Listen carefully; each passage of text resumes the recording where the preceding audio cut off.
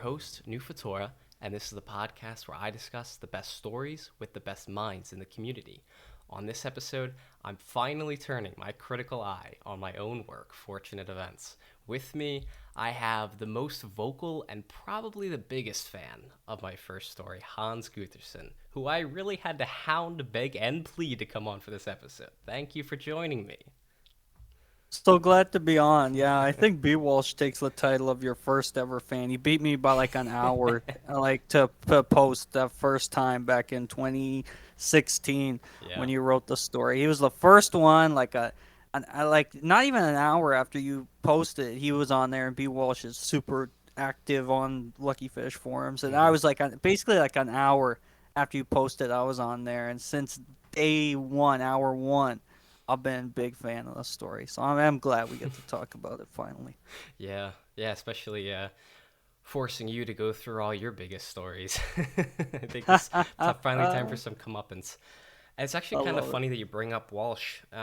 He's the guy that I worked on a fundamental discovery with.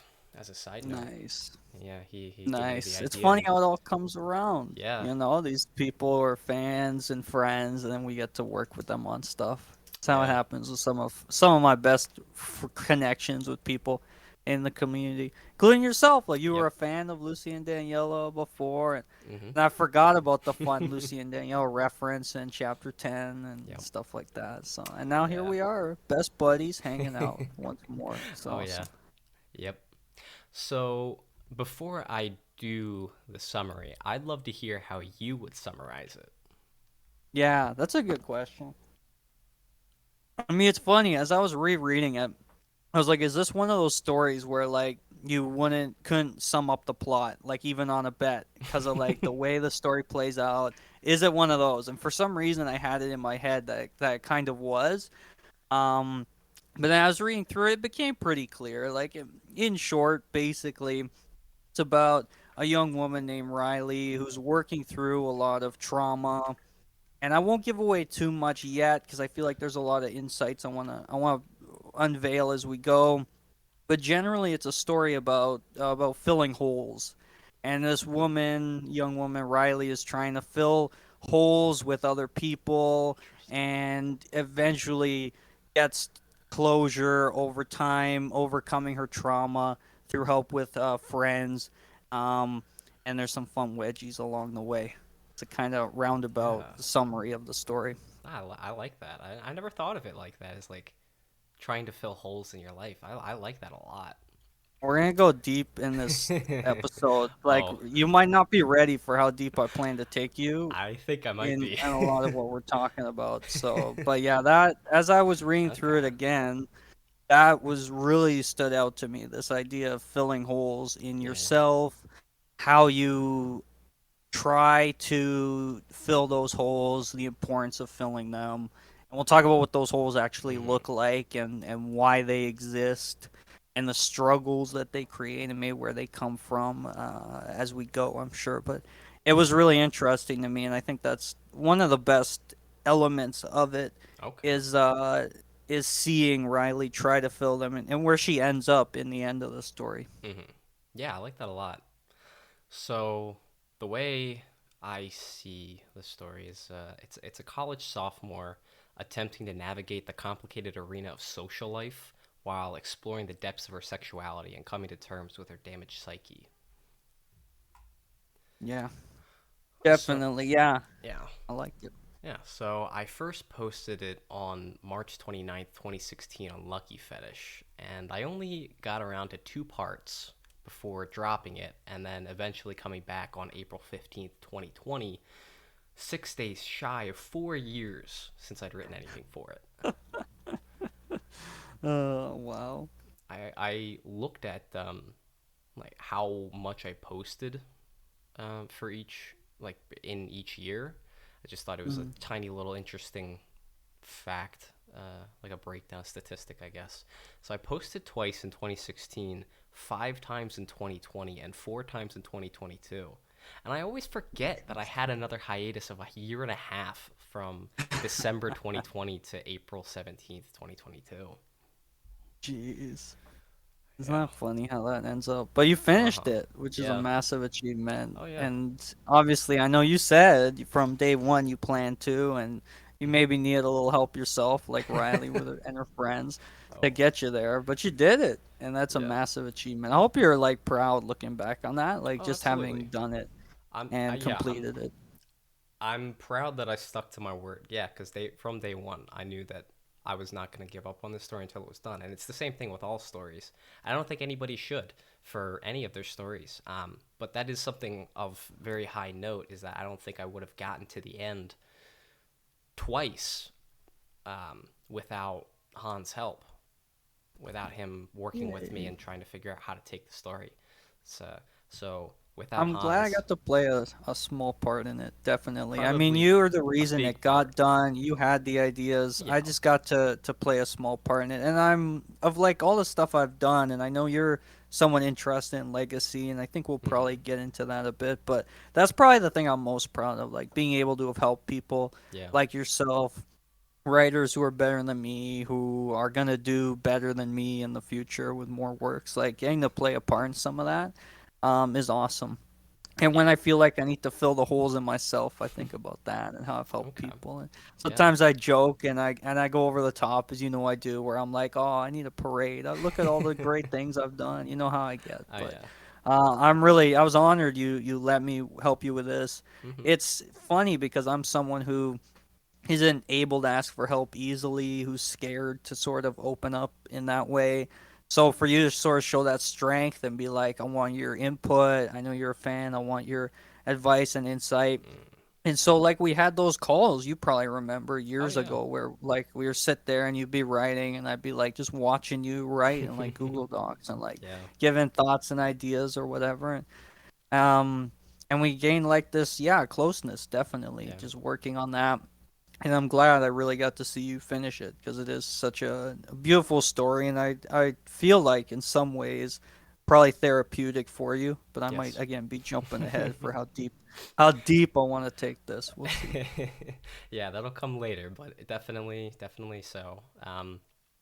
Yeah, so I would definitely dedicate this story to you because Oh like wow. I wouldn't have just asked anybody for help, and I think most people, especially in this community, are very protective of their ideas. They hold them very close to themselves. Um, Mhm. I felt like really you were the only person who could actually help me, so I'm very thankful for that. Yeah, it's funny because I feel like as people, a lot of us hold ourselves very closely too, not just Yes. our ideas. Yeah. So to open up and be like, here's something very personal, especially writers, we can be a very sensitive bunch. It's like, don't hurt our ideas because if you don't like them, you don't like us. And I felt that way. And partly my own fears around Uh huh. having people edit or even going over my own stuff, Mhm. how hyper like fearful I am of some of that. So yeah, for you to open up like that, it's a great step, and I feel like really the best stories can't be written in a vacuum. They need the help. They need another Mhm. set of eyes to make sure stuff is clear and that's good. And it's why obviously the published writers in the world have editors and they have Yep. teams of people who look at stuff. And I mean, we're obviously in a different place, but the more connections we can make to improve the story and get it done, get over the finish line, always going to be special, I think. Absolutely. Yeah. It's as soon as you add other people in, people just to read it over, and it's always going to turn out better. Totally. Um, something really small that I didn't think about is how I have 13 parts to the story technically, including the alternate reality 7.51, and 13 is my favorite Yeah. number. So accidentally, I did that. Uh, Um, that's wonderful. You know why that's wonderful too? Because and you probably remember this. The classroom number is 113. yeah, yeah, oh, that's So right. there, I didn't even the think of 13 that. right there. So there you go. I was gonna ask you. That was like 12 parts. Classroom number Wow. 113. Technically 13 parts. I had not thought of that because Yeah. 7.5. Yeah. I was gonna ask which one's uh, canon, but I think you just answered that oh, it was. for us, unfortunately. It's from the beginning since I put out 7 and 7.5. It's been 7. That's the how like in manga, um, if there's like an extra chapter, like breaking away from Mm, the story for a second, like a comedy chapter, like it's a point yeah. 5 or point 1 or whatever. That's kind of what I was Sure. thinking of with this. Yeah, it's too bad. I like that one. It's very hot. I was hoping that was the canon. Well, I mean, you're perfectly able to see it as that. Woohoo! I'm curious what your first impression of my story was. Yeah, it's funny because like if you look back at that comment that first made, I said like you had me at endless sexual energy, and since then for 5, 6 years or whatever, I've been Yeah. joking about it, always bringing it up because I thought it was such a beautiful start to a story. I thought it was really great when I first read it. It was super well written, and obviously Lucky Fish Forums has a lot of stories that weren't well written. Just at a glance, you could see like they were one giant paragraph Oh with yeah. tons of spelling mistakes or whatever. And so when you see a story that's well written, even just almost basic stuff at the quickest Hmm. glance, you're like, wow, there's paragraphs between it. There's dialogue, and it's not like what I hate when it's like the person's name and then dialogue, like a Hmm. play, and they're never plays, but people just write them that way, and it drives me crazy. It was none of that. It was this really interesting beginning of a story where you get a feeling for Riley right away. And as I know right away when I read it, it's like I like how you do something I like in stories and just am used to as a writer. It's like you don't go out of your way to describe what the characters look like. Yeah. So I have my own idea of what Riley looks like right away. So all that really cemented it in my head like, wow, I can't wait for this to continue. Gotta see more of Riley. I gotta see what's gonna happen. I was really intrigued by a lot of elements of it, and there's still like as I read it again, I was like, there's questions I still have about like what class are they even in? Like it wasn't clear like what subject they're studying, but clearly it doesn't really matter in an interesting sense as well, stuff like that. Or like why they're doing this like get to know you assignment when they could just like talk to each other, a little icebreaker thing before the class starts. But Hmm.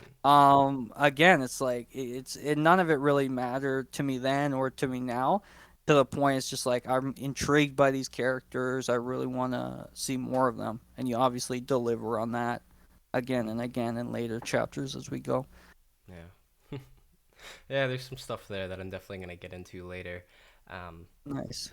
but the it was a very conscious choice to not outright describe characters right away.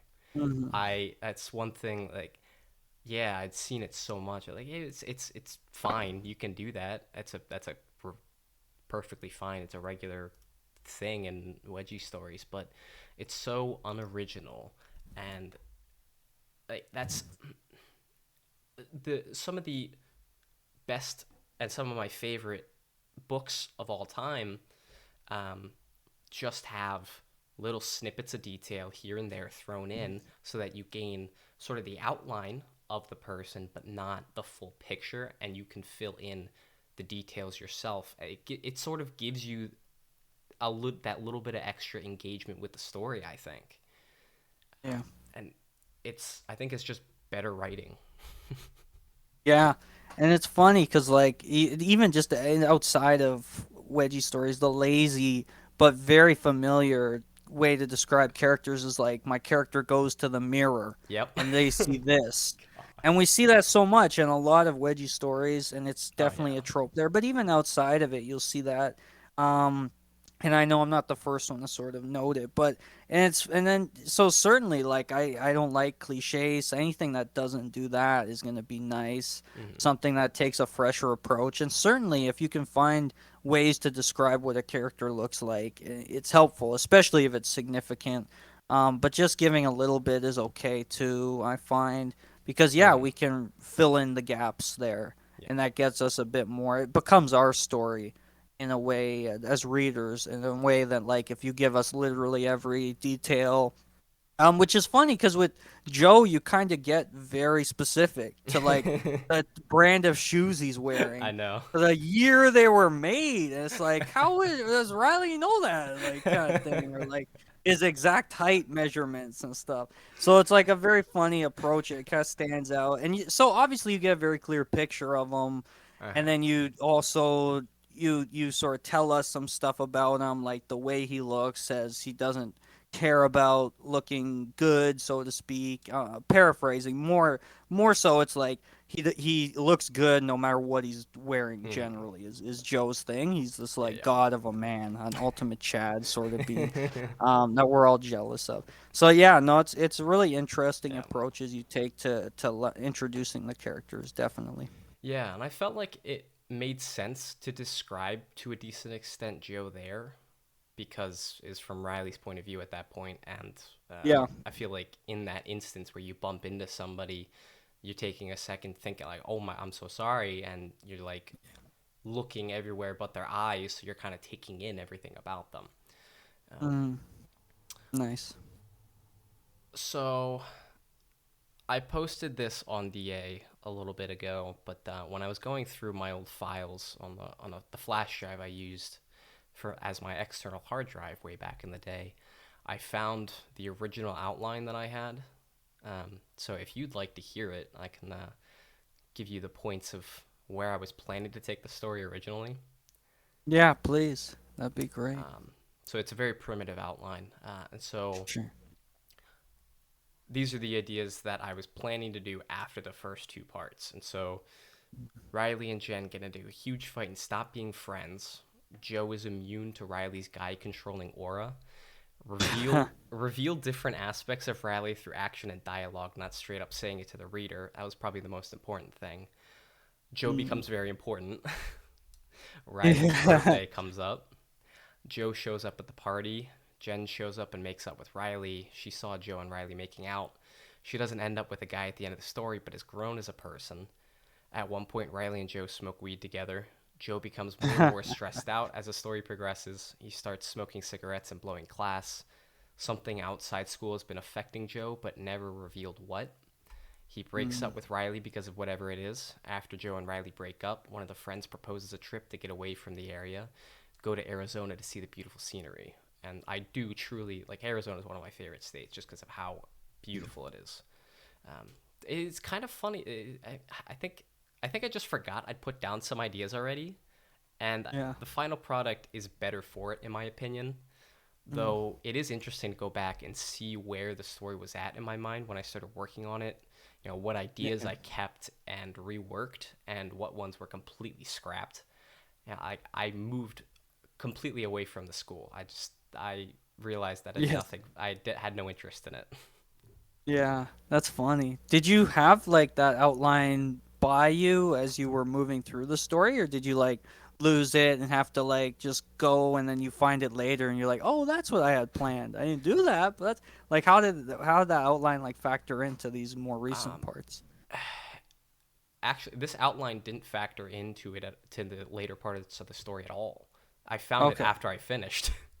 Oh, okay. So you look Yeah. back, you go, wow. So, funnily enough, some of the aspects were similar, and you had in Mhm. your head. There's a party, for example, and Mhm. stuff. She ends the story alone, which was a beautiful and powerful choice. And I wonder if it was an easy one for you to make too, that ending. But Yeah. maybe I'm jumping ahead. Maybe we're not at ending Oh, discussions yet. I will definitely get there in time. It was going back through on Lucky Fetish because I scoured through everything that I had trying to find uh, things that I wanted to talk about and that kind of thing. Hmm. It was very surprising to go back to Lucky Fetish and see so many people comment on it. It Hmm. was very validating, but it's like it was also the first two parts were better than I remember them being, but at the same time, it was also the first story that I'd written for the community. So it Yeah. it's like this balancing act of like it is I recognize it's actually decently written, but at the same time, it's like it's my first story for this community, so like is it really worth all this attention? It's funny. I mean, there's a somewhat complicated answer to this, and part of that answer is that we are and always have been incredibly, and community members, I mean, in general, the readers on Lucky Fish forums, pre it dying off slowly, were incredibly hungry for Yeah. new content. So you will see a pattern of basically most of the stories. You'll have a lot of comments on some of them, or the ones that even get a few will get the comment that's like, "This is the best story on the board ever." No matter what Mm-hmm. story it is, you'll see somebody saying something along those lines. Yeah. So, that's a reality. Unfortunately, we have to face where it's like, is the story as amazing as people say it is, or is it just that they really want me to keep churning out this really hot erotic story? They really like the characters, they want more of it. So are they like elevating my ego? That's one way to look at it. Yeah. I think though a lot of it is genuine. I think Mm-hmm. if people are saying they like the story when they don't have to, even if they want more of it, because most of the people who read it, you'll see it's got like 7,000 views or something on Lucky Mm-hmm. Fish forums, which is awesome. Clearly, you didn't get 7,000 comments, and we never get that. I've said to you, I think before, the rule is like 90% of people go online. They just read. They don't do anything. They're not creators. They don't comment. They don't do nothing. 9% will like comment, do a little bit more, and then the 1% are the ones who actually like actively create and do stuff. Like Yeah. super small amount who are going to be doing a lot and really giving us that feedback and validation. But the fact that you got as much as you did across the Jesus. years for that, I the guess there's like fact a you got as fire much going as on you or did, something. whoa, crazy. Wow, exciting. Yeah, no, but just the fact you got as much as you did for that story over the years and it's been consistent, I think we can even say like it's not just a case of like people are hungry for content, they see something new, they're excited by the novelty. It's like your story resonated from the beginning with a lot of people and was really cool and meaningful. Yeah. So, yeah, you should be definitely proud of that, Yeah. definitely. Yeah. And if you allow me to amend your percentages there, I'd like to Yeah. change the 9% to like I guess 8% will actually Okay. we'll just say things like the 9% of people will say like, will give comments, but like 8%, I guess 8% of that 9% will only say things like, "Hey, nice job. Can't wait to see what happens Yeah. next." And then the Yeah. other Yeah. 1% will actually give good constructive feedback. Yeah. And hopefully you never fell into the trap of asking that 8%. What'd you like about it? 'Cause you'll quickly find out they may not have read it or didn't read it very closely, and they'll say, "Oh, I like the beginning." And you're like, that's not Yeah. helpful, you know. Yeah. So it's hard to go fishing for some of that, certainly. But yeah, it's wonderful those very small amounts of feedback we often get. Your story did get a lot more than stories are getting nowadays, I think. Yeah. That's a very vague generality, but I mean, Wedgie Buddy seems like a dead board as well, interestingly enough. Hmm. And even just some of my recent stories on DA not getting like many comments, and while some writers will consistently get comments, I feel like most of us generally don't get many at all.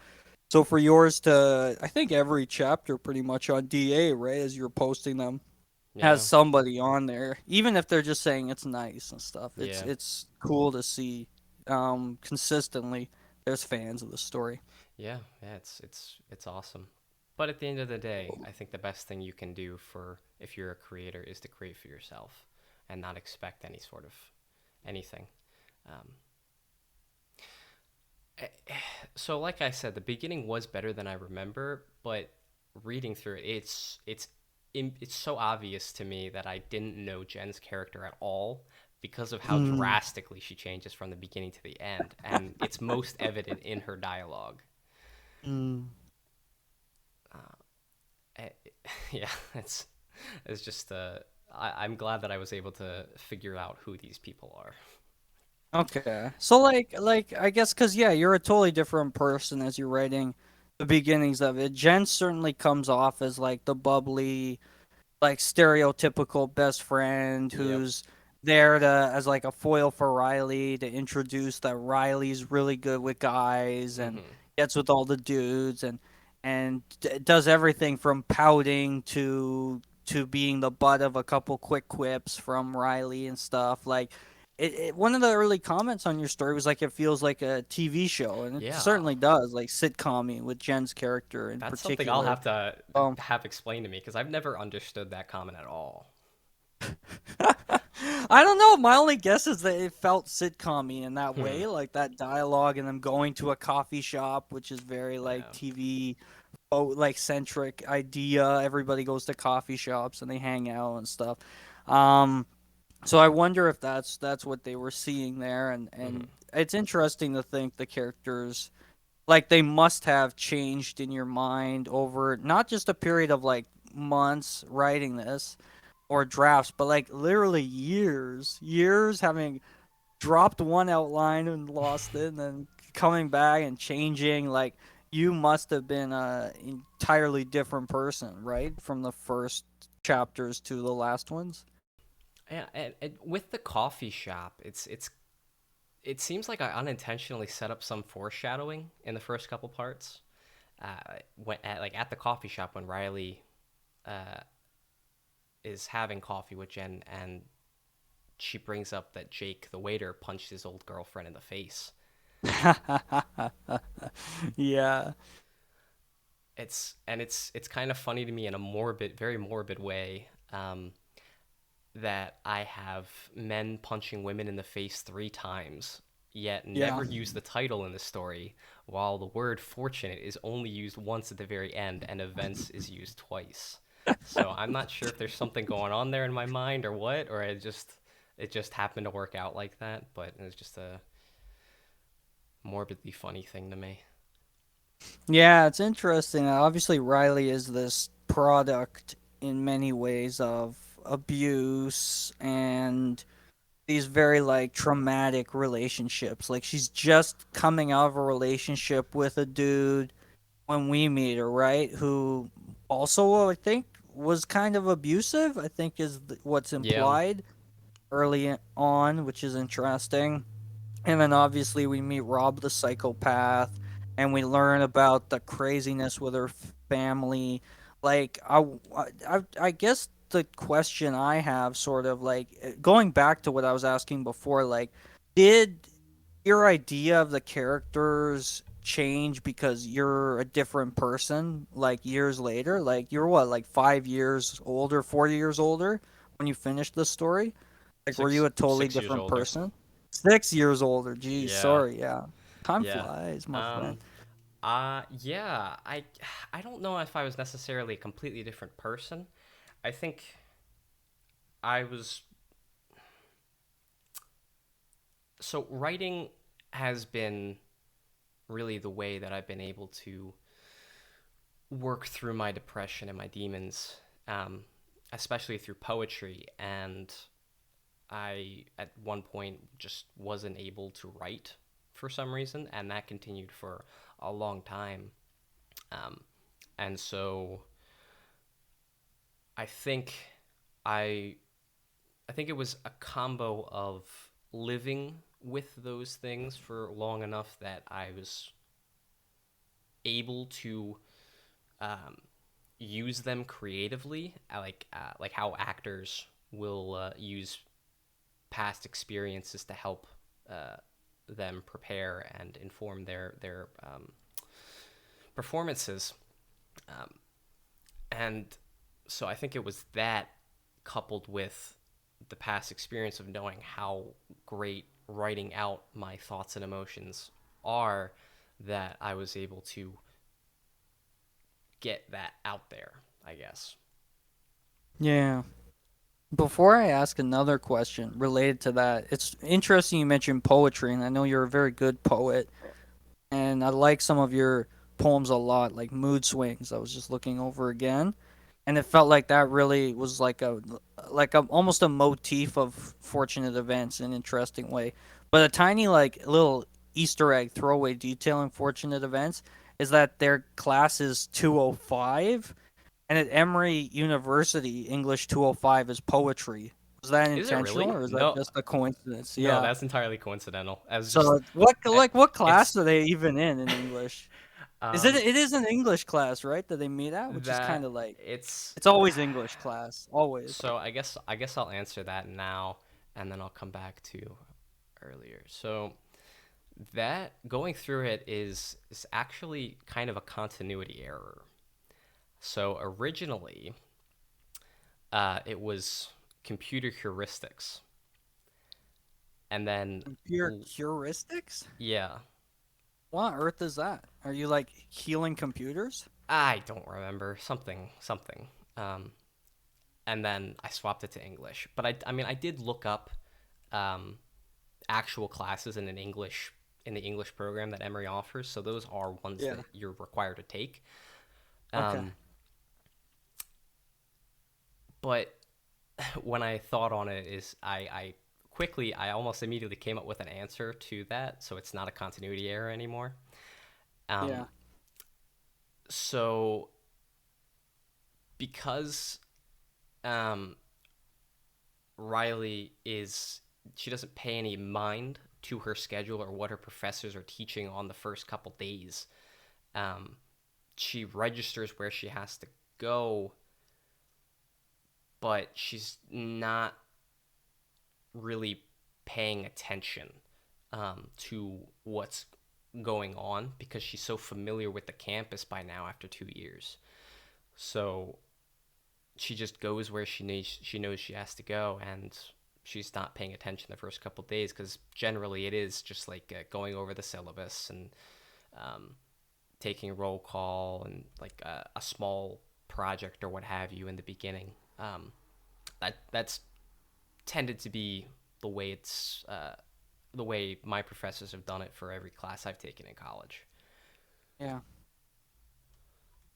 You graduated from college. Did you graduate from college? I can't No, I have a remember. couple classes left, and there's Interesting. some weird stuff. Like apparently, I double dipped, quote unquote. Some of my classes count for two things, which I don't see why that Oh, can't work, but it's wow. whatever. I just have a That's couple left interesting. I was curious It's because dumb yeah, clearly school's an important part early on. in the beginning. But I mean more importantly, like how much of Riley or Joe is like you?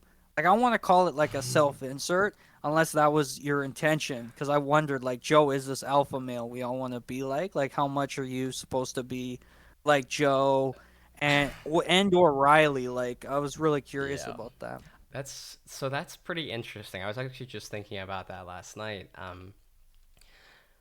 They're both me.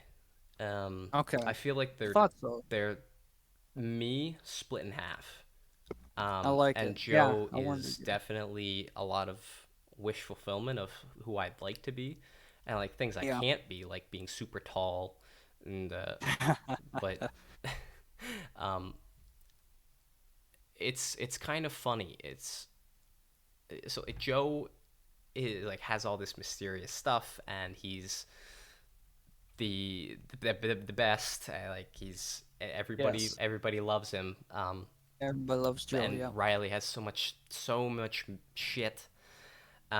Like I kind of put all of my mental stuff on her, um, Yeah. but I gave her the best ending.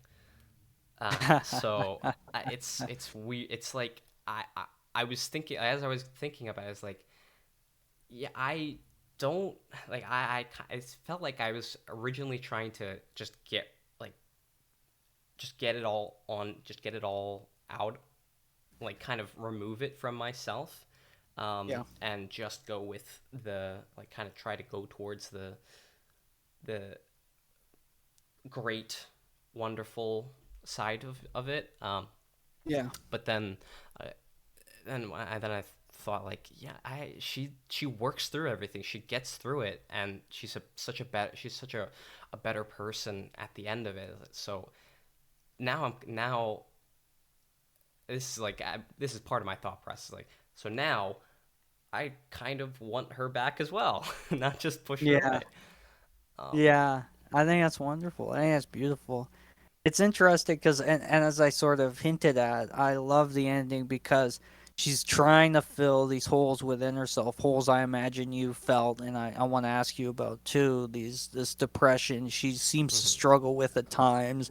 There clearly is this hole in herself made by like the loss of her family, and she's trying to fill it with these relationships with dudes, which she's fully aware is never going to do it for her, but she still is sort of stuck in this pattern where she can get some escape, even if it's temporary, and she can get the sort of sexual pleasure which she craves. Um, so I was like curious, like for you, is a lot of that like informed from real life? Like, did you have like how was your like childhood growing up? So my childhood was really good. Um, Yeah. my family was stayed together the entire my entire life. So a lot of what I think pretty much everything that I have Riley go through um, is what I've experienced, but reskinned. Okay. So it is incredibly personal, but I have no problem sharing that kind of stuff. And Yeah. like I'm very open. So if you do have any questions that you feel go super deep and might be a little over the line, don't worry about it. Just ask. It it's tough to say, I guess. How much is like legitimately? I guess I'd have to go line by line and see everything because I remember the overall stuff, but I don't remember every single little detail. Yeah, I just meant more broad picture. Like, Mm-hmm. and I think I jumped around this when I got to my question, but like, I like at the ending how she's throughout the story trying to fill this hole within herself with other people, and she in the end realizes like I'm okay on my own, which is a beautiful and profound sort of statement and discovery for a person to make, especially when they've gone through as much trauma as she has. But I was more just like curious, like you mentioned your depression, working through that, and that sort of as a sort of therapy. Yeah, I was mostly just curious, like what you went through in life to sort of Hmm. inform some of that, Hmm. um, or if there was anything. If you're like, no, I've had the perfect life. I've never felt down like Riley did. I had to struggle to make all that up. You know? No, I've family beyond a ton of family deaths. I didn't really have family issues too much. Um, it was more so me going out in life and experiencing it for myself is where I ran into a lot of trauma and things. So most of it is through ex partners, Yeah. and that sticks with me to this day. But it's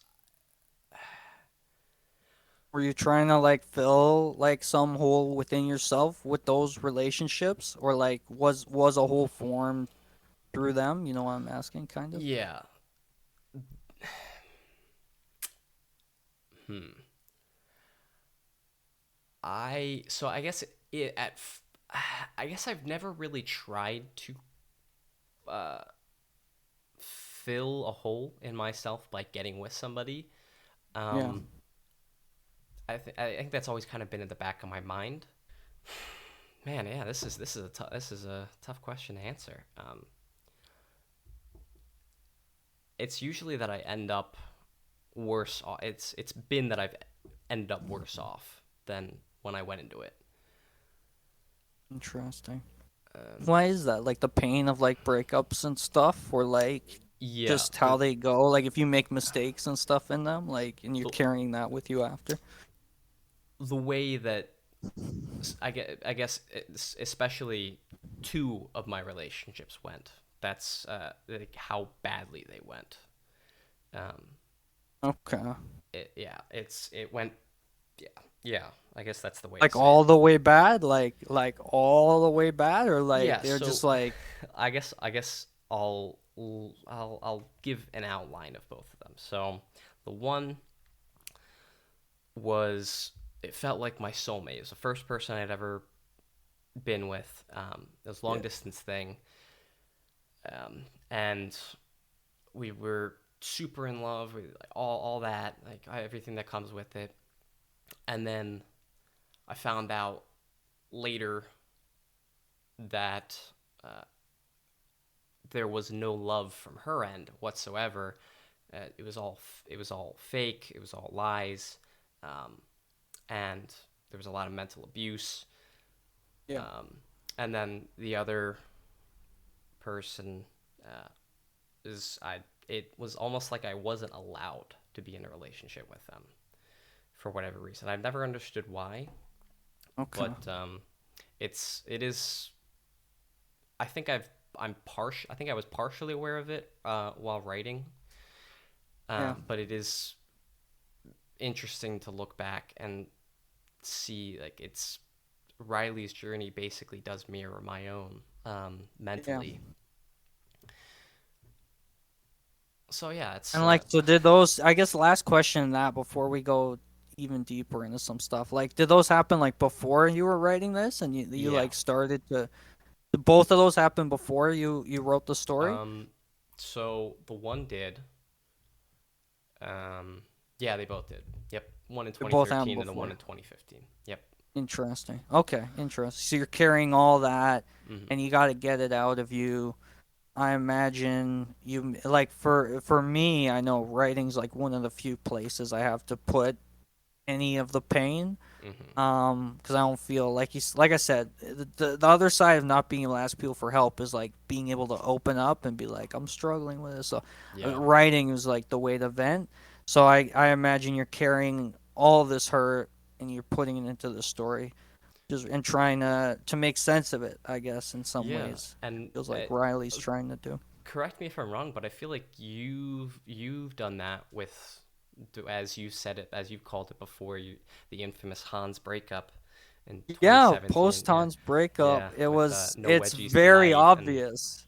Yeah, you can see like what was it called? There's a story and I'll no grab the wedgies title at tonight. some point. Not that one, but kind of. That's all Okay. post the breakup. That was a bit of a kind of lighter take Mm. on an idea Anime Panties had. There's another one I did which was very clearly a person dealing with having gotten broken up with, and I Hmm. basically detail a lot of the stuff that happened to me and how I felt and trying to like excavate that pain. And it's so different from like Lucy and Daniela or like Yeah. YW and R, which is very happy and optimistic. And like while this story that I'm talking Well, about ends a bit more optimistically, it's like there's not the same pain that the character's feeling and like preoccupation with having gotten broken up with and having their heart broken and something like that. I mean, Which is YWNR isn't interesting. really is there's a lot of YWNR that isn't really that positive or happy. Yeah, which is funny to think about, but like there's still this undercurrent of like it being That's kind true. of cartoony, and yes, there's the whole like almost cliche like and then cancer like thing comes up, but generally it's like not the same like preoccupation with like sadness and grief and struggle that like you and I sort Okay. of are exploring in like fortunate events and I do in this story, just like a wedgie. That's what it's called Ah, I because her see. pain is kind of just like Yeah, a yeah. wedgie. That's the one. Okay. This Yeah. was in 2018. Okay. Yeah, my last year of Yeah. university, post breakup Hans. Yeah. Very, Okay. very heartbroken. Me, struggling with a lot of stuff. Yeah. Definitely. Okay. I can get behind that then. Definitely Yeah. not the cartoony aspect because I don't think there's really much about YWNR that is. But yeah, I see what you're saying though. Yeah, yeah, totally. It's lighter. It's lighter. Like, Yeah. sure, I don't go totally like, oh, everything's happy go lucky in that story. Like, they're dealing with family stuff, whatever. Yeah. Which you obviously dive into deeper and in a more serious tone than I do. Back in those days, and you brought to it like a real gravity informed by your real life experiences. It sounds like. And for me, like I didn't have any of that to lean on really. I was so nowadays if I write this stuff, it's gonna be like, yeah, life sucks and is hard and nihilism is everywhere, Yeah. which is hard to fight against. And I wonder, like, for you, like, as you're writing this, was it hard to like even give Riley that happy ending? It's like you're not at the end of your days, but like, did you get to a point where like the pain of like the heartbreaks and stuff, like they stopped hurting so much? Because it took me a long time. I still think about my ex Oh, sometimes, and like I absolutely. haven't had as many relationships as you, Mm-hmm. because I suck. Uh, but like this was like my first relationship I'm talking about, and like it really rocked me, Me too. and I carried that pain for a long time, like longer than most people I assume do. But maybe I'm wrong. Maybe it sticks with you for a long time. Yeah, I mean, I'm still the same way with my first relationship, and I haven't had many. I've had like a handful of them, maybe, Okay. so not many. But yeah, I think you and I are in the same boat there. Yeah. The I've known from the beginning, especially evidenced by that outline, that I was going to give Riley that ending, that sort of melancholy ending, Yeah. no, a note of hope, sort of like a very early Office. Yeah. Um, but That's really interesting. getting, I guess the ending itself wasn't hard to give Riley. It was getting there and making it feel like it was earned and that she deserved it. Mm, interesting. And was it hard letting go of the story too? Like 6.5 years, No, you're it done was it. very Where easy. you're I was, like, I gotta keep writing or I, something. Like, I want to keep writing these characters, and I'm doing it. no, it's, I, no, I still want to write the characters, so that's not an issue. But Sure, that's fair. I had no issue I had no issue letting go of the story. It went way longer than Cool. I thought it would, which I'm glad for because it turned out to be better, I think. But nah, it was very easy to just write the end. Um, Nice. I guess I can't say it was easy to write the end, but it was I had no problems of letting the story be finished. Yeah, Yeah. that's cool. And so that distinction I made will I'll elaborate that a little bit later. Did you feel good though? Did you feel like when it was done, like some of that pain was gone, or did it like as you were writing, like even in those early chapters, did you feel like you felt Hmm. better, I think by or is that it still point, there? Like, it's I mean it's still there, but yeah. I think by the time I got to the ending, I kind of figured out how to live with my Mm, demons to some extent. yeah. Um, and so I don't know. It's can you restate the question? Yeah, I was just curious, like if you felt did you feel like Riley? Like, were you okay being alone? Oh, Like at the end of it, like were you? yeah, I don't know if that's like even something you had to deal with. Maybe you were always okay being alone. yeah. I That know that's something I've struggled with, but in a way, I guess kind of resigned myself to, sort of, I guess. yeah. Um, but like for you, by the end of it, like did you feel like a lot of the pain you had when you started it?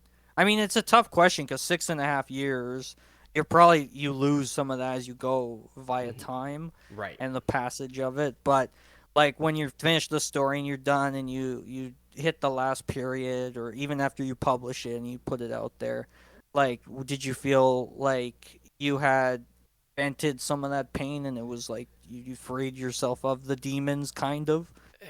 Yeah, kind of. So yeah, it was definitely a very.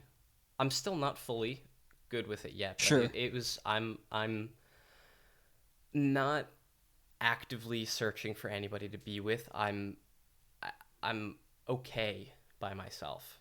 Um, Yeah. I think I think the majority of that comes for most people. I think it comes just through time, Sure. living with it, just trying to understand, um, and eventually it either breaks you or you break it. And I did attempt suicide one time before, um, Yeah. and so I knew. I guess I've kind of always kept in mind that there's, even if I don't know what the thing is, there's some light at the end of the tunnel. So Yeah. keeping hoping that there's something worth living for is really the thing that kept me going for so long. And so, Wow. yeah, I guess that is the answer. That's a powerful answer, obviously. Wow, that's deep. Yeah, and the poetry, the writing. I imagine that hopefully brings you some joy and some pleasure and hopefully validation, even if you don't seek it as much. I know for me, and I've been open about this, it feels like a hole in me that I'm trying to fill. And I think that's partly why I resonated with the story so much and with Riley and who she is, because I try to fill that and I seek that external validation because I don't know how to generate it within myself, really, except in occasionally unhealthy ways, like saying I'm the best and everyone sucks and I'm better, which is obviously not good. And it's also isolating in its own way. But self isolation's always been a problem of mine generally. But Yeah, it's interesting to same think with like me. you've been able to hopefully help yourself with the writing and the poetry, and this story I hope played a role in getting you to a better place. I think to a small degree, yeah, um, Yeah, and more so as I went along. But yeah, I think a lot of it was just that I'd gotten comfortable enough uh, with the thoughts that I put out in each part, yeah, that I just wanted to put it out there because, um, I used to be on this writing website for teenagers and kids, and so yeah, I'd go on there all the time and read things that people randomly posted, and you never know what would strike you, what would stick with you. mm, And so that's also why I post my poetry now, yeah, because I don't know what's gonna stick with. I don't know if somebody might get something out of it, um, and I know I'm not the only one dealing with these kinds of things, and so putting it out there, um, in a way that a broad audience of people can relate to. yeah, Um, I think that's really what I was trying to do for the most part. And that really does seem to be how people choose their favorites in media, and like what sticks with them for the longest is what resonates and speaks to them, what they can relate to the most. yeah.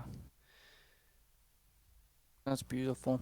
It's interesting because you're not afraid of, it seems, tackling like the deepest and most existential and complex questions. Like some of your poetry is like groping in the darkness and mood swings, like I mentioned. These stories like where you're talking about loneliness and that's a huge theme obviously in this story that we're talking about, and something I forget that we all as humans, I imagine, feel in different ways. I sometimes think Mm-hmm. it's native just to us fetishists who deal with our own special kind of loneliness, or just to me who feels like, oh man, I'm always making myself be alone.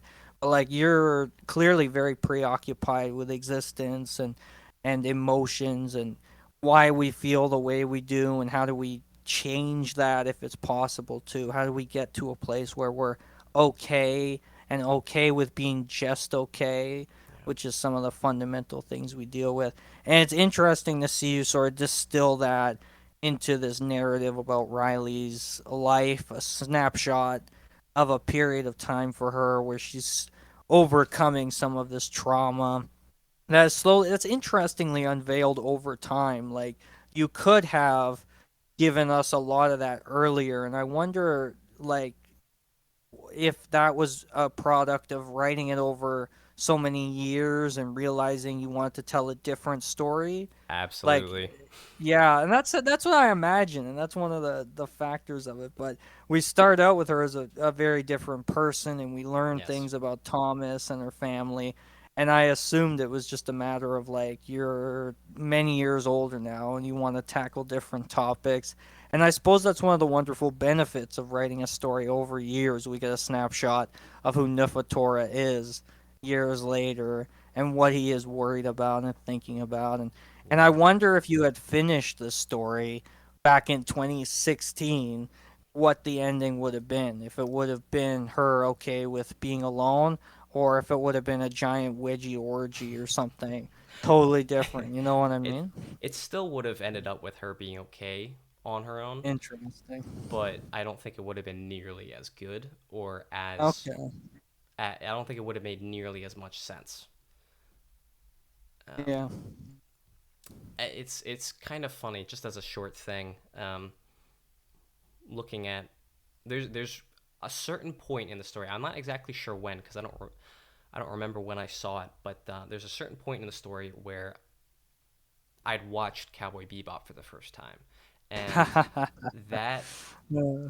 it, that show hit me so hard. It that Yeah. like I was saying earlier, like the media that we relate to the most, it seems to be the ones that we hold on to the longest, like stick with us.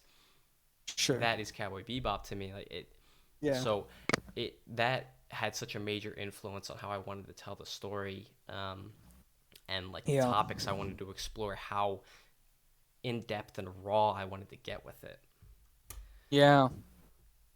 It's interesting. I love that, and it's funny because that kind of explains Joe's like Yakuza connection. Because Cowboy Bebop obviously has, well, I'm gonna call Space Yakuza for lack of a better term, the Syndicate, right? Dragon Yeah, Syndicate or yeah, the Red something. Dragon. So, yeah, it's funny that like we see. I wonder some of that. That's where Joe ends up as like a Yakuza member. Um, yeah, that's interesting. Plus, yeah, obviously Cowboy Bebop, like beyond the very cool visuals and some of the storytelling they do, interesting episodes, like it's preoccupied with some of these questions about loneliness and identity and what you lose when you're living in a future that looks like Cowboy Bebop's does. And clearly the answer is a lot and almost everything for some of these characters. You lose almost everything. And it seems like that and loss is something you've felt, you've struggled with, and you communicated in this story. It feels like it was something you were really interested in dealing with, and to Yeah, different degrees. Like you don't hold back in some of the musical references, where it's like God, what's the line? God, I don't erase deserve me. this life or Yeah. something. Is that the Seether or something? No, That might make that's me mixing them up. I think Seether comes in the I. end, right? It This is a does. Yeah, different one. it does. Yeah, I'm not gonna answer who that is. You'll have to find that out yeah, because some sure, I have something for that. But yeah, it's a very simple thing to figure out. But yeah, really the things that I took away from Cowboy Bebop that really informed how I wrote this story is loss, like you said, but also how the past affects the present and the future. sure, Um, and that really is the core of the show is the past, and like yeah, how you can't escape it and how you have to confront it at some point, otherwise it will consume you as it does Spike. And nice, oh, even just thinking about it makes me choke up. It's like wow, like that the way they wrote Spike's past and how he lives through it and how he completely ignores it, and then it yeah. kills him in the it It legitimately kills kills them, him. yeah. Um, Exactly right. Yeah, it, exactly right. it's the most beautiful storytelling I've ever seen in my life. Um, Yeah, it's interesting to see how Riley's past and Joe's past certainly come back to haunt them and pull them back. What happens to Thomas in the story? Do you know? Like he leaves the relationship, right, with Maria after he punches her. Like what happened to yeah, him? Did you say? they divorce, Yeah. but I don't say in the story. Because I I was like, the way he appears to her is like a ghost. I was like, is he dead? Like, did he die? And he's like, and she's not gotten over that. I wasn't sure yeah on that. yeah. So I'll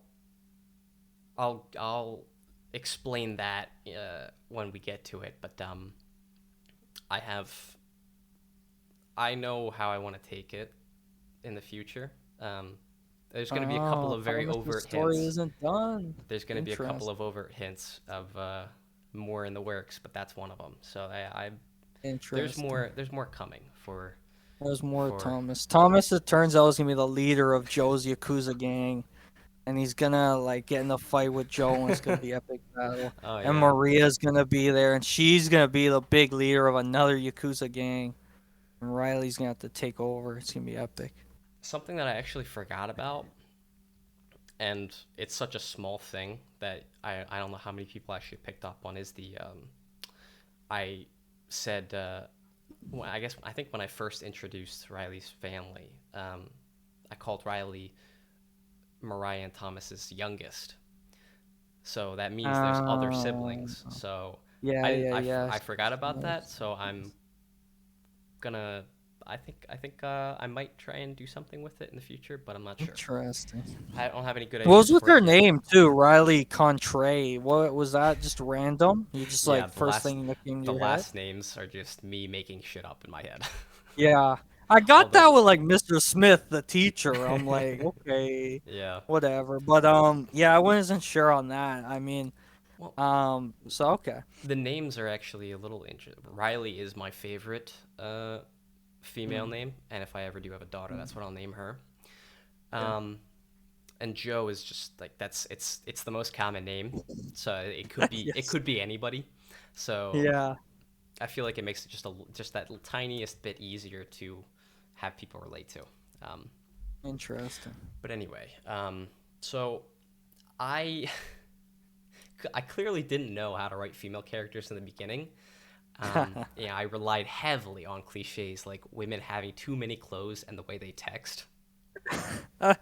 It It's was funny bad. because Riley calls that out, and she's like, "Why are women obsessed with having so many clothes or something?" Is what Yeah. she says, and I'm like, as a woman, would she ask herself that No. question, or would she understand like the reason, and probably as some kind of defense mechanism? Plus, it probably means a lot of complex things. I, as a man who doesn't care enough about his appearance, would understand, you know. Like, but it was funny reading that, and I was like, yeah.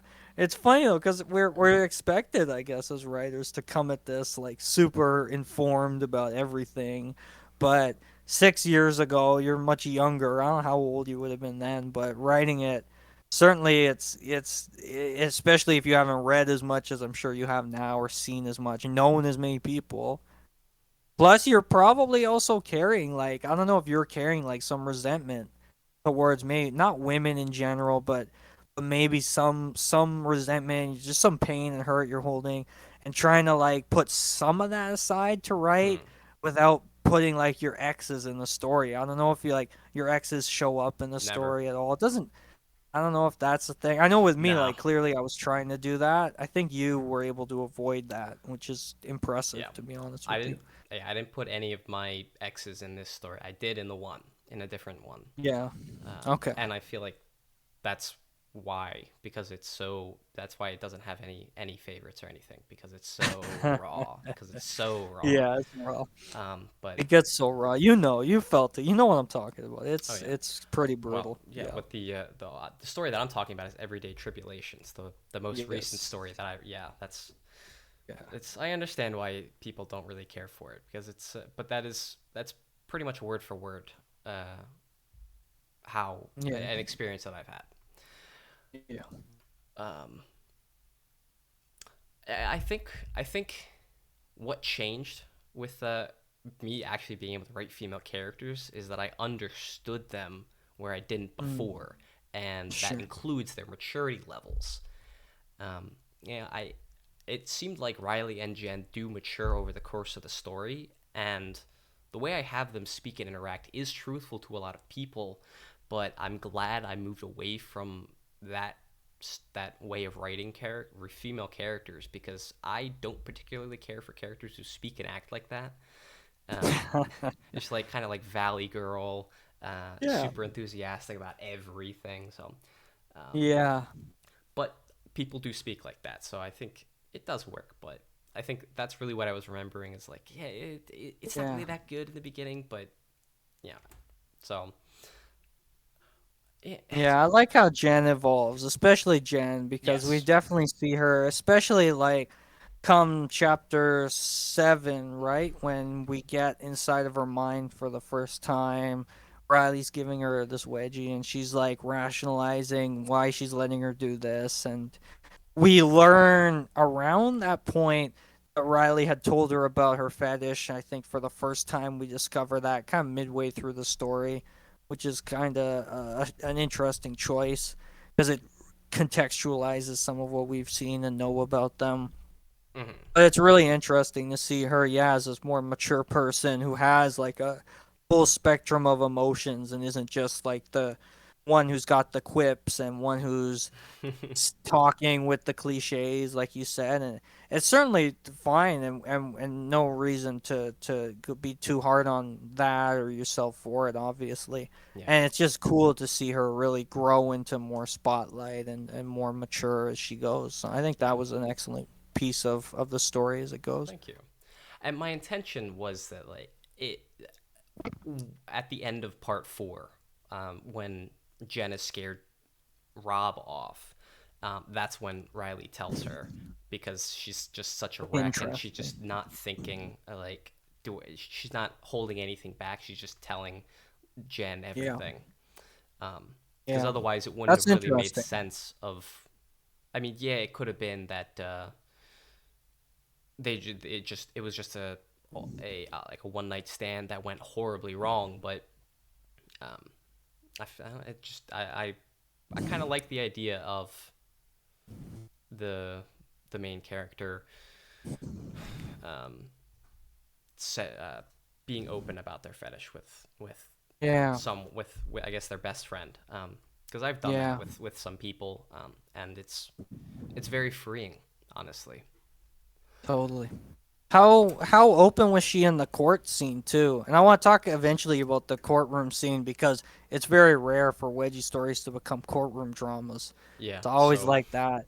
I thought that was cool. But like this, does she say like he gave me a wedgie, or does she just tell the court like he assaulted me and like doesn't give him chapter and verse, so to speak? I've never really thought like through her entire testimonial, and if you were to watch an actual courtroom scene, um, like if you were to go to actually watch a court hearing, it would play out differently. But it's Yeah. not too differently.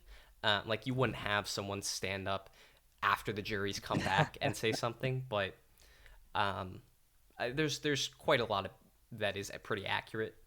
But Yeah. I think the sentence he got was at least the years part from what I could tell. That seemed on the nose how yeah, many years he got. That didn't yes, seem yes. like I made off. sure I You checked made sure that? to Nice. I find out love it. what the maximum punishment for what he Yeah. did was. So, Nice.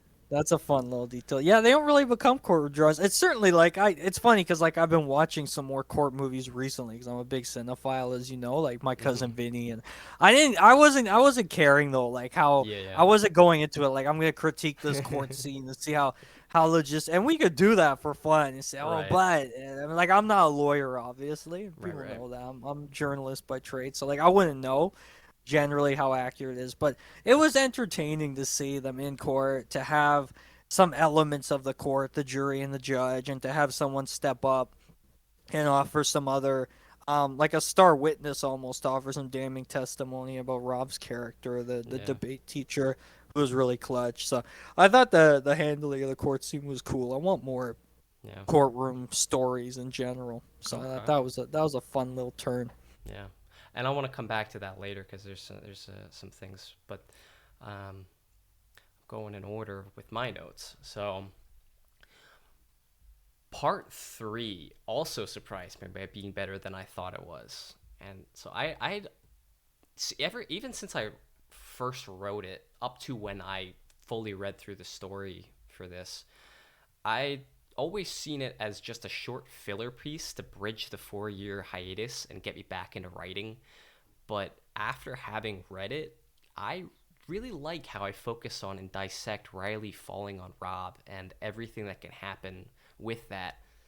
Probably subconsciously injecting my love for ecchi manga, like To Love Ru, where the male lead is super clumsy and always falls perfectly on top of women. Realistically, that fall would take 2 seconds, but it was. I thought it was. I thought it did a really good.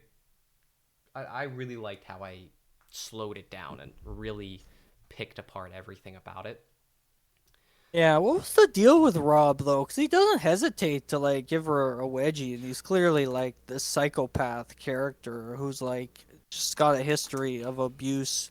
Like, what's his deal? Like, why that early wedgie and like everything that comes after, basically? So the first wedgie that Rob gives Riley was entirely on accident. It's like if for anybody who has ever read or seen To Love Ru or other mangas or animes like that, wild things happen where like in To Love Ru, the male lead he'll fall on women and like his nose will get pushed. His nose will somehow end up in Oh, their vaginas, and he'll be like oh, pulling up on jeez. their underwear, and like he'll be fondling their breasts perfectly. So that's kind of what I was. So it was like an accident. Like he was wildly reaching around, and he just happened to grab her underwear by accident. Oh, I Um, see. yeah, but then after that, there's. I don't quite want to explain too much uh, about Rob yet because there's things in the works. But Okay, we're gonna get his so origin story. Why he's a monstrous psychopath character. What? Who made him? Who broke Rob? That's what I want to know. Who made him the potentially beast? it could be something else. It could be that. But Yeah, you or yeah he's you like in think prison. It's Rob's prison story. He's dropping the soap every episode yeah of the could be chapter. could be. Um, I'll tell you after. So I think you've spoken on this before, and I agree with you that stories that focus on one scenario tend to be better than ones that cover a ton of ground, like in one scene, or like it's a one-off.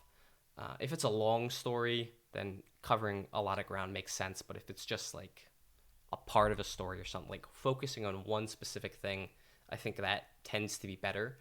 And I think it has to do with the fact that because you're focusing on just one thing, you're kind of forced to flesh out everything as much as possible. Otherwise, you don't really have much at all in the way of a story. Yeah. Yeah, the interesting thing about Fortunate Events, which I like, is like it in a way you can read it and think about like the Bloom 225 RP story she did with guys, which had kind of similar things of like guy bumps into a girl, Hmm. they both have a fetish and end up giving each other like giving he gives her wedgies and that continues on as their relationship develops. But those pretty much exclusively are these stories where it's just a sequence of different scenes to facilitate more wedgies, and it's like where's the deeper story, what is actually going to happen in Yeah. this, and like Where's the occasionally narrative? you'd see some of that. Yeah, what's the larger narrative like Hmm. purpose behind this, and you would get a bit of that in Right. Bloom's stories. To be fair, you would have some stuff about their families and how they're basically trying to like get free from that like them and become their own sort of unit together. But generally, it's like here's another scene where he's giving her another wedgie or something like that. And it's Hmm. interesting is when you start reading Fortunate Events, you think, is this kind of going to be like that? But it very quickly you prove, like, no, it's not. Like, there's a pretty clear story here where Riley is trying to overcome some trauma. What that is, we learn about later on in the story as things go, and it becomes very, like, a laser focus on, like, she's had this thing happen to her with Rob. She's almost raped. She's trying to overcome that, and she gets to. There's consequences to actions, and as you know, that's such a rare thing, and I Yeah. love when there's consequences. So I love that you follow through on that. You take it all the way through, Rob goes to jail.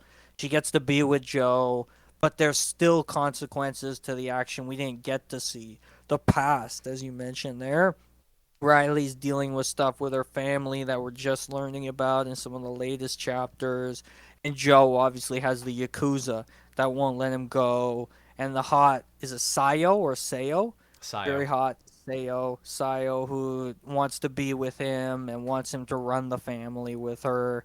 And there's these pressures, and the story becomes very clearly about like overcoming the past and being okay with where you are, and I guess facing the past, as you pointed out. And Riley gets to do this, and it feels like Joe is learning from Riley's example that she set for him, which is interesting because it feels like Hmm. Joe was her rock, she says, but how much was like Riley his rock? How much was he Yeah. leaning on her? Hmm. How much was he inspired to go and finish what he knows he needs to finish if he ever wants to be happy?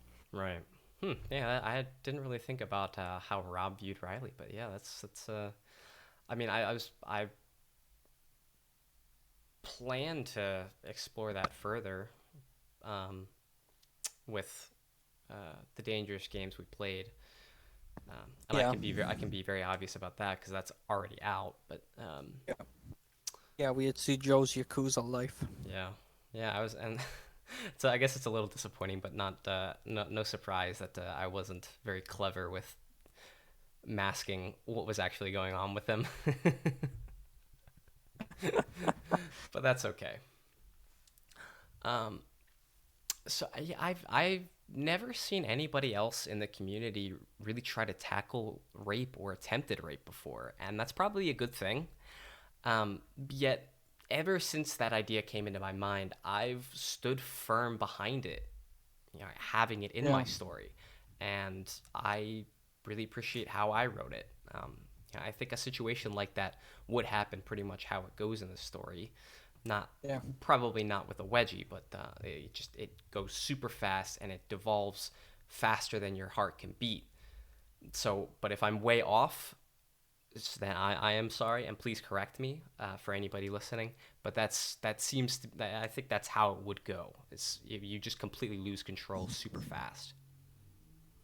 Yeah, it's fascinating to watch it devolve, and it is a super powerful scene. I mean, Bloom, interestingly, because it feels like even the tone, like her stories can be darker, and have like an almost fortunate eventsy tone to them. It's unfortunate they're gone now from DA, so we can't read them to see.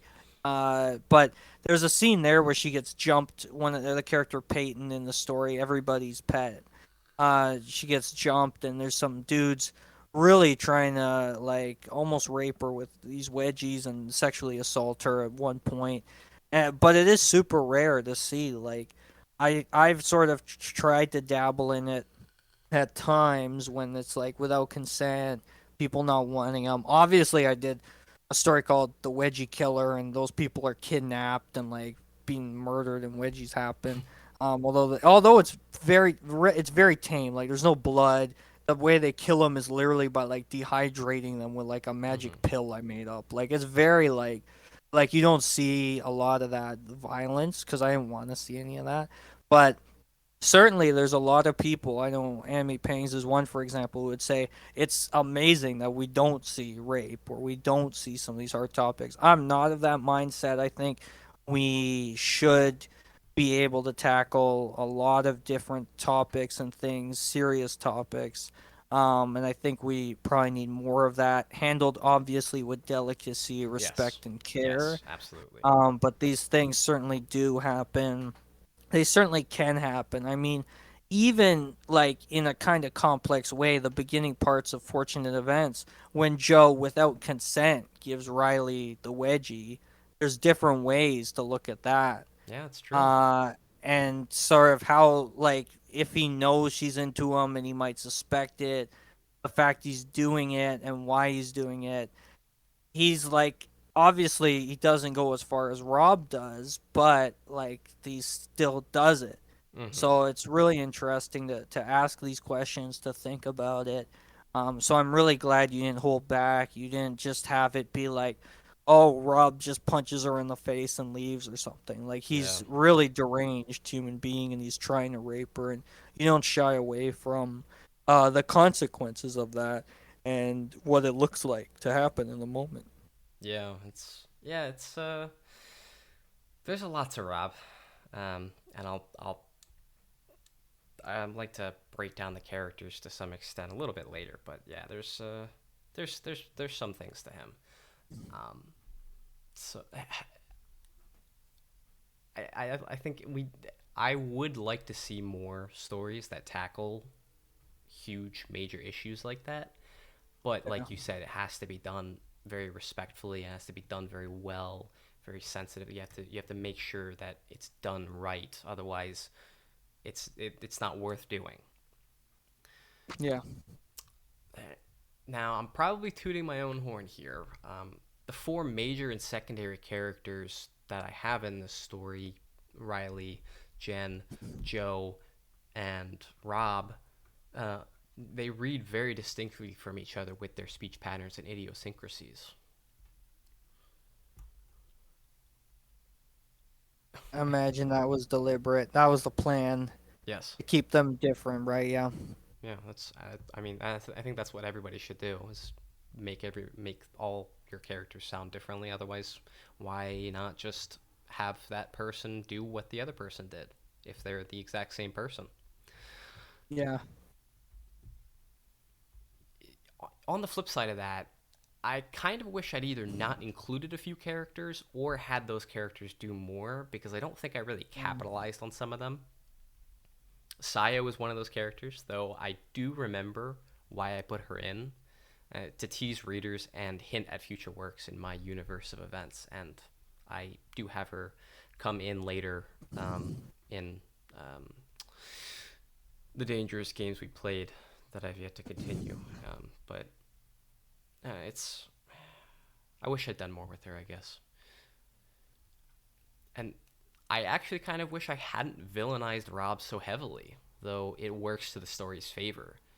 Yeah, I just wonder how the story would have gone had I put some sort of redeemable quality in him and not just my anger. Mm. Is that what he is? Is he your anger, and is he Yes, like the worst parts of yourself, basically? That kind of he's thing. my anger, along with Yeah. just truly horrific things of humanity in general. Yeah. But he's in the world of the story. He's a real person, so there's more to him than just that. I just only explored the bad parts of him. Sure. There's Yeah, I would have liked to see more. That's why I asked you. So, yeah. what's his deal? Who broke him? Like, I want to know Well, why he is this way more so than anything else. there Yeah. is a detail in the court scene so small it's molecular sized, Okay. but it won't make any sense or stick out at all until I've gotten at least uh, not even um, the dangerous games we played, but I have another prequel in mind that I'm going to Yeah. do. So once that's done, then Yeah. Is it because he's there's a like an lot of things. alcoholic or something? Is that his deal? Yeah. Maybe, maybe. He's like, yeah. Or then again, I don't know if driving under the influence means he's on drugs or something. Maybe too. I don't know if that's Yeah, or if it's just alcohol exclusive. I don't know. Maybe it's that's his thing. He's that. I'll alcoholic. tell you that. That's not the detail that I'm talking. Okay. It's not because he has a DUI. That's not why. Yeah. Um, Interesting. there's other details like the one that I've very very very subtly referenced, um, Yeah. sprinkled throughout. And really, the number one question, if you're asking any questions about Rob, this is the question: why is he so angry? That's the question you Yeah. should ask about him, and I'm going to wait to answer that until the time is right. Okay. Why are you so angry, I'll, Rob? We'll I'll, carry that question with us. you'll be the only one privy to that information, Hans, Oh wow. until it's put out. Yeah.